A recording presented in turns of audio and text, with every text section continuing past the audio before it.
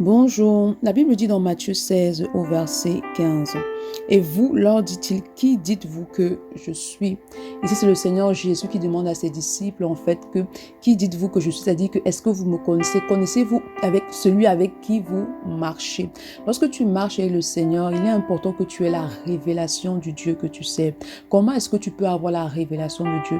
Dieu se révèle premièrement par les difficultés. Lorsque tu passes par des situations difficiles, alors Dieu va se révéler à toi. Si par exemple tu passes par le manque, alors Dieu va se révéler à toi comme Jéhovah Jireh. Si tu es malade, Dieu va se révéler à toi comme Jéhovah Rapha. Donc Dieu peut se révéler à toi au travers des différentes difficultés par lesquelles tu passes. Il se révèle également dans sa parole. Lorsque tu lis la parole de Dieu, Dieu se révèle également au travers de sa parole. Dieu se révèle également au travers de son esprit. Lorsque l'esprit de Dieu en toi et qui te communique clairement, il donne la conviction par rapport à une certaine dimension de Dieu. Donc il est important que tu recherches en fait la révélation du Dieu que c'est. Tu dois grandir dans la révélation du Dieu. Pourquoi?